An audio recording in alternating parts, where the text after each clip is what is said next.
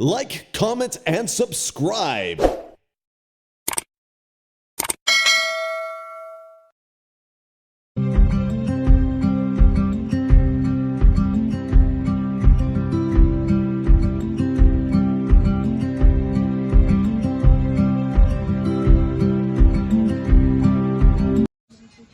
જે ભૂમિને ચારે બાજુથી પાણી ઘેરેલું હોય તેને ટાપુ કહેવામાં આવે છે. દાખલા તરીકે બેટ દ્વારકા અને અંદમાન નિકોબાર.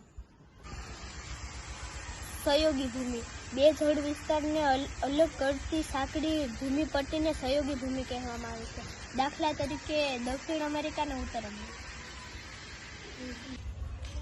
નમસ્તે, મારું નામ છે ચાવડા દ્રષ્ટિ મેલભાઈ. હું ધોરણ 6 માં અભ્યાસ કરું છું. મારે શાળાનું નામ શ્રી સામૃદ્ધ પ્રાથમિક શાળા છે. મેં આજે સામૃદ્ધ ધૂની બનાવેલું છે. બે જળ વિસ્તારોને જોડતી સાંકડી જળપટ્ટીને સામૃદ્ધ ધૂની કહે છે, જેમ કે ભારત અને શ્રીલંકા વચ્ચે આવેલી સામૃદ્ધ ધૂની. જ્યારે કોઈ જળ વિસ્તાર ત્રણેય બાજુથી ભૂમિથી ઘેરાયેલો હોય તેને અખાત કહેવામાં આવે છે. ઉદાહરણ તરીકે ખંભાતનો અખાત અને કચ્છનો અખાત. નમસ્તે, મારું નામ બાજરાણી આયશા મોહનભાઈ છે. હું ધોરણ 6 માં અભ્યાસ કરું છું. આજે હું ભૂમિ સ્વરૂપોમાંથી એક મોડેલ બનાવીને આવેલી છું, ભૂશીર. તેના વિશે હું તમને થોડું કહીશ.